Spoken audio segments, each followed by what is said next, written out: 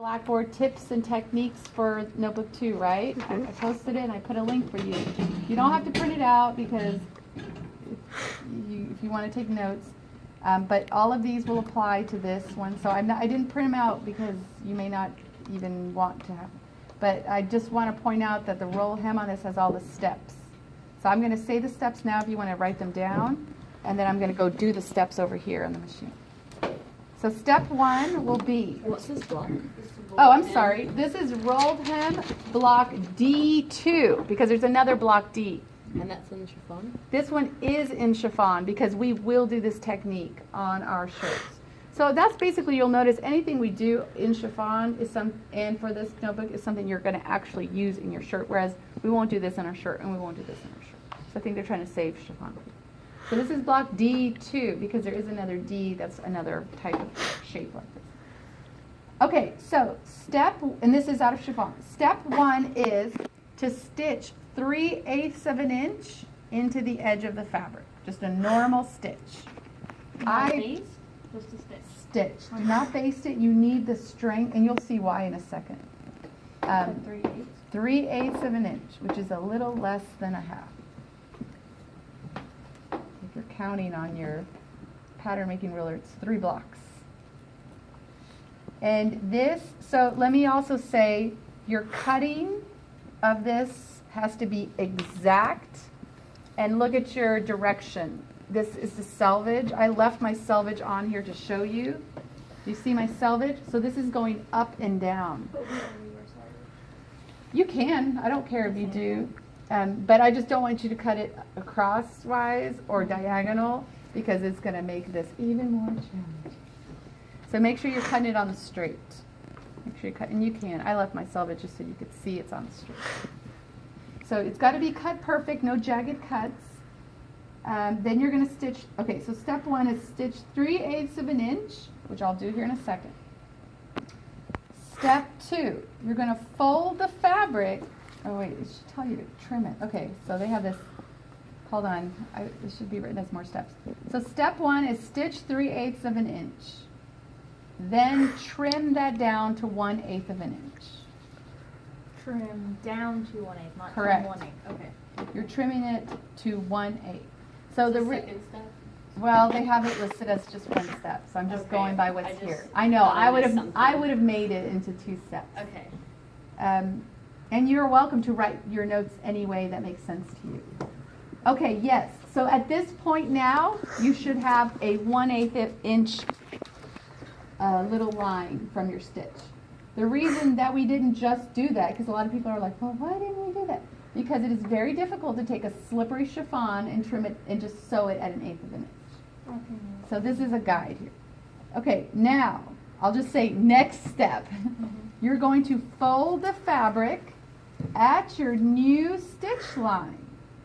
You're going to fold the fabric at the stitch line, and you're going to edge stitch along the fold. So I'll show that when we get over there. So you're going to fold the fabric at the stitch line, and you're going to edge stitch that fold down. And remember, edge stitch is like literally on the edge, like almost falling off the fabric. Not 1/8 of an inch in, not 1/4 of an inch in. And I'll show that over there. Next step, fold the hem 1/8 of an inch over again.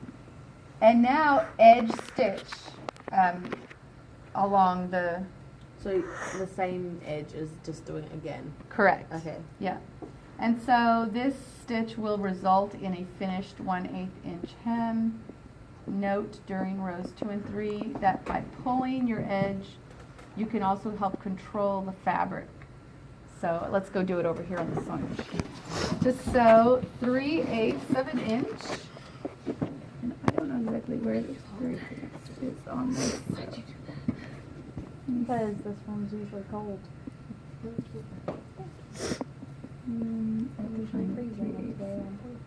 Okay, I found 3/8. Okay, so my step 1 is to sew 3/8 of an inch along the edge, and I have it at. Does she have it at 3? Oh, I'll go for it. And so remember, chiffon is very slippery, so you want to keep an eye on it. Are there any easy tricks to help it not slip as much? I suppose I've heard people talk about like using paper. I don't think that's a good idea. I think you just need to get used to the chiffon, especially if you like chiffon. You just need to get used to working with it. It's not that bad. So I guess a trick would be, oops, I went too fast. A trick would be going slow, not going fast, and sewing in like small bursts, like 1, 2, 3, stop and adjust it. You know, don't just sew through the whole thing. Okay, let's see. I mean, I would do it in a contrasting thread so we can see where we've sewn. That'll be fine, yeah. Okay, so do you see how it sort of pulled it in a little bit? Will you hand me my scissors, please? I have to cut it down. Okay, so I have 3/8 of an inch from the edge, and now I'm going to cut off and only leave 1/8 of an inch. And so this has to be accurate. It has to be exactly 1/8 of an inch. Can we chalk that? I would absolutely chalk it. Because remember, this is going to result in the next step in you getting the correct 1/8 of an inch roll. So for this one and for basically all of your chiffon seams you've done so far, everything you do is going to affect your seam. So your cutting, your sewing, even your cutting is going to show any errors. So you really have to cut exact, which I'm trying really hard to do this fast. It's like less pressure because I'm not being graded on this. I'm cutting.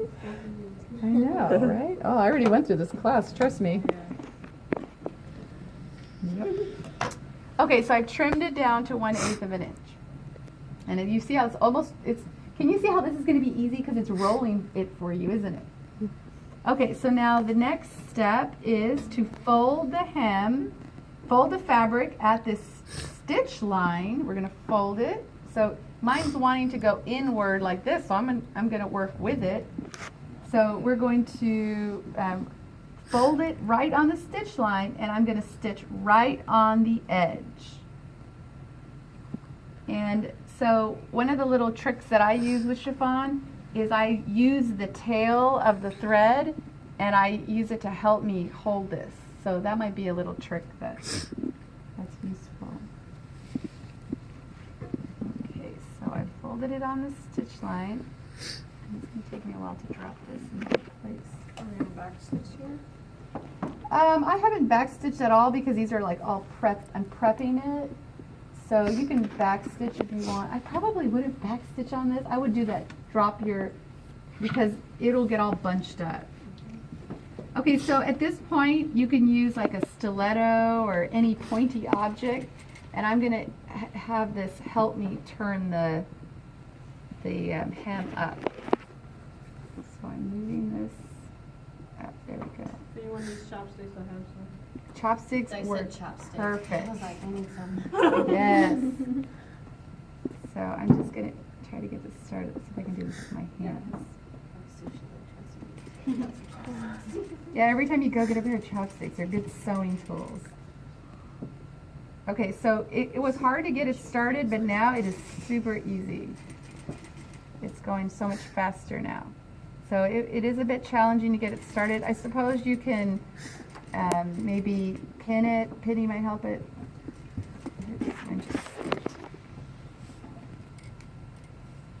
Okay, so mine is starting to slip, so I'm going to stop. I have the needle in the fabric, and I'm going to lift up my foot and trap it back underneath again. All right. And you'll notice this around when you get to certain parts of the curve that it wants to, it behaves differently. So on our chiffon shirt, we do have 2 flounces in the front, and they have to be roll hemmed. And the flounce is basically like a circle. And this is only a half a circle that we're doing.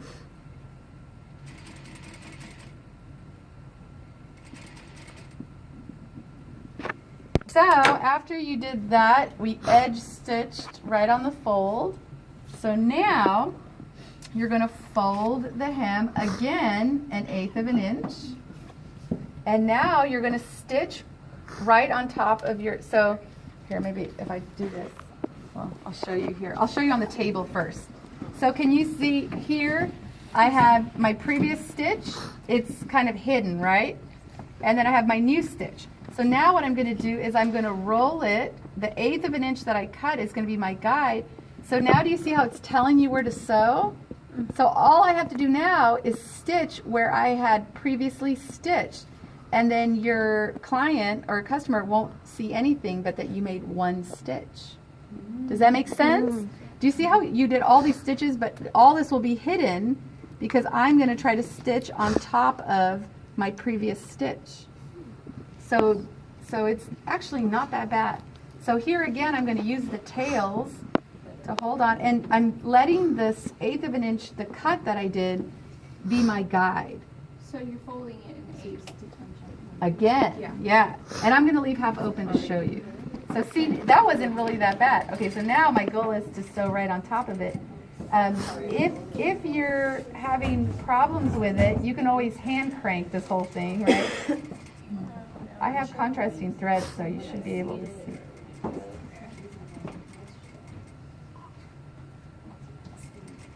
Oh, and this is so much easier.